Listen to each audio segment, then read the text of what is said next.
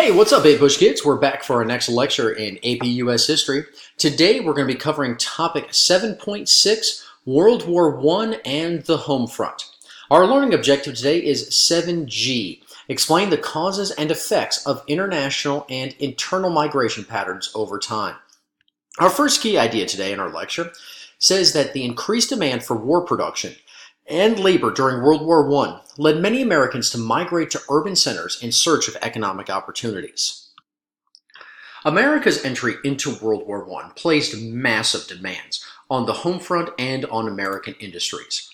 After Americans' declaration of war in 1917, the U.S. had to mobilize before it could fight in Europe. The Army at that time in April of 1917 only had 200,000 men, and it needed a much larger military. In addition, we needed a massive supply of armaments, that's the weapons of war. And so to do this, President Wilson and Congress created 5,000 different bureaucratic agencies to manage as well as to win the war. Now, the U.S. had supported the Allied powers, but America entered the war for its own reasons. Wilson had wanted to keep the U.S. military separate from other Allied forces. And the American Expeditionary Force was led by General John, his nickname was Blackjack Pershing, as an independent American military. Now, to grow the size of the military, Congress is going to pass the Selective Service Act to draft men between the ages of 18 and 45 into the Army. Now, 2.8 million Americans were drafted into the military. Now, of those 2.8, almost 400,000 African-American soldiers were also drafted.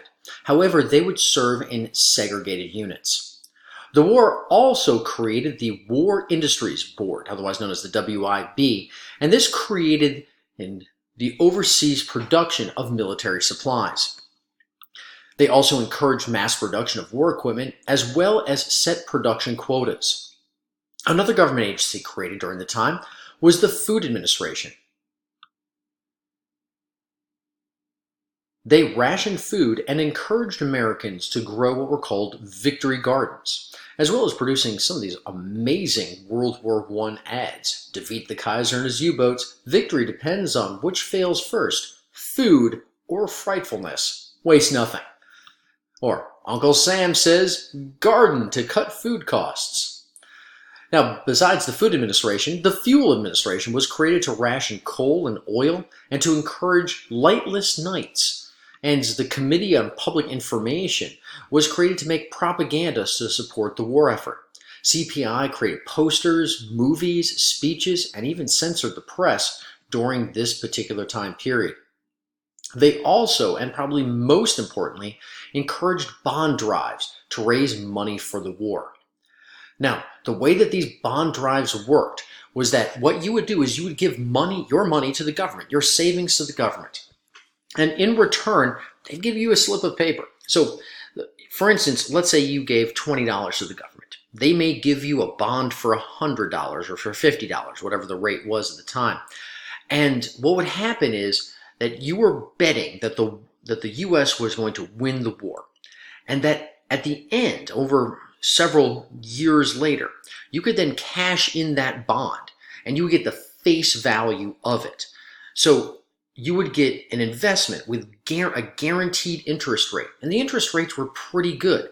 This was a great way for everyday Americans, not only to help support the war effort and giving money directly to the government, but also to be able to create investments that they would be able to cash in later during the 1920s. Now, besides all of this industrialization, besides all of the government programs, this war is going to have a huge impact on the United States.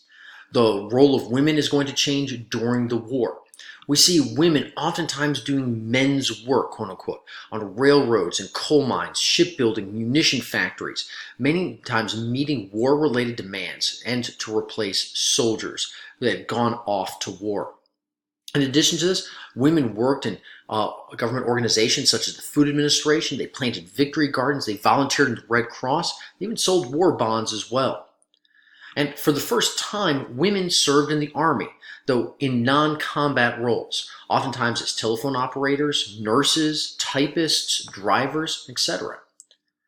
Now, by the end of the war, the government is going to acknowledge the role that women are going to play in the war, and they passed the 19th Amendment granting women suffrage during this particular time, leading us to key idea number 2. In the Great Migration during and after World War I, African Americans escaping segregation, racial violence, and limited economic opportunities in the South moved to the North and West, where they found new opportunities but still encountered discrimination. Now, besides women, African Americans also saw major changes during the war.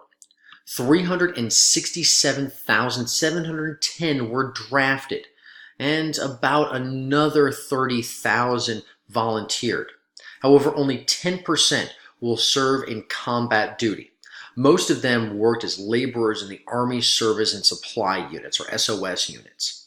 Now, 40,000 soldiers are going to see combat, and most of them are going to fight in segregated divisions. Nearly 600 black soldiers were commissioned as officers in the U.S. Army during the war. Now, most importantly, though, is what's happening here, not over there, because World War I is going to lead to what is called the Great Migration. Now, the Great Migration was where African Americans are going to move to the north from the south because of war-related jobs in northern cities. Northern manufacturers had distributed free railroad passes to bring southern blacks into places like Chicago, New York, and Philadelphia. However, this led to many confrontations in the north. Notice this headline right here: "Frenzied thousands join in orgy of blood and fire." It's quite the word, right? The use of the word orgy right there. But basically what this is referring to is riots between northern whites and newly arrived African Americans, as African Americans faced violence, discrimination, and race riots in northern cities. Now, that wasn't the only thing that was going on, though, domestically, leading us to key idea number 3. Official restrictions on freedom of speech grew during World War I, as increased anxiety about radicalism led to a Red Scare and attacks on labor activism and immigrant culture. Now, much like what happened during the Civil War, personal liberties were also restricted during World War I. Congress, during this time, is going to pass the Espionage and Sedition Acts, and this made it illegal to interfere with the war or say anything disloyal about the war effort. Now, during the war, over 2,000 citizens were prosecuted, including newspaper editors, socialists, anarchists, union leaders, and critics of the draft. This is very, very similar to Lincoln's suspension of habeas corpus during the Civil War and in his attempt to silence the Copperheads, those Northerners that had been talking against fighting during the Civil War. Now, an incredibly famous example that was made of this Espionage and Sedition Act was Charles Schneck, a socialist and anti-war critic. He was arrested and sued, arguing that the law violated his First Amendment rights to free speech. In Schneck v. U.S. in 1919, the Supreme Court ruled against him and said that in wartime, speech that presents, quote, "a clear and present danger" was not protected. In addition to this, anti-German sentiment was also high across the nation. Companies changed their names to sound less Germanic, and we stopped eating Frankfurters and started eating hot dogs.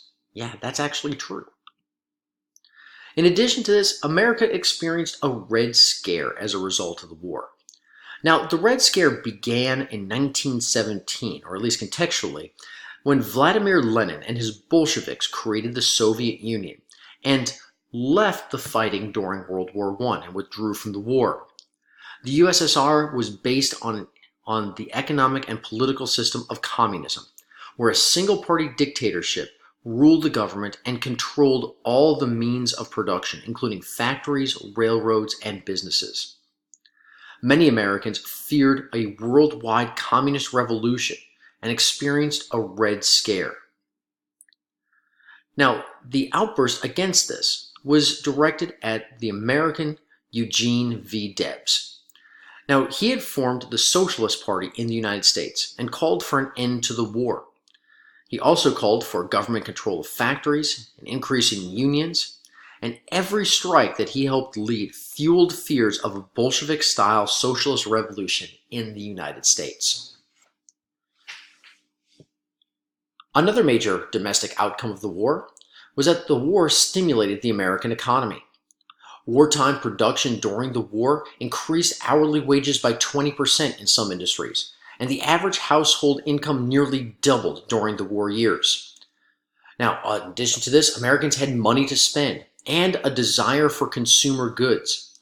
And since they couldn't buy them during the war years, when they became available in the early 1920s, a decade of spending led to that decade being called the Roaring Twenties. So when World War I ended, the United States became the wealthiest nation in the world. Before the war, the U.S. had owed $3 billion to foreign nations. At the end of the war, foreign nations owed the United States $13 billion. And although we felt like we had won the war, and Wilson had been highly involved in the peace treaty, many Americans were ready to, quote-unquote, return to normalcy, and they elected Republican President Warren G. Harding. Now, we're going to talk about that 1920s and what made it roar in our next lecture. Now, that's all for today. Let's remember a few key ideas from today's lecture. Number one, understand that during the war, there's going to be an increased demand for war production and labor. And we see the government become much more involved in that production of war-related materials. We also see the Great Migration happen, where African Americans move from the South to the West. And there's also several other important changes. For instance, how the role of women changed and leading to the passage of the 19th Amendment, as well as the personal liberties being restricted, the beginning of the Red Scare, and the stimulation of the U.S. economy. Well, hey, don't forget to smash that like and subscribe button. And until next time, and as always, go Pack.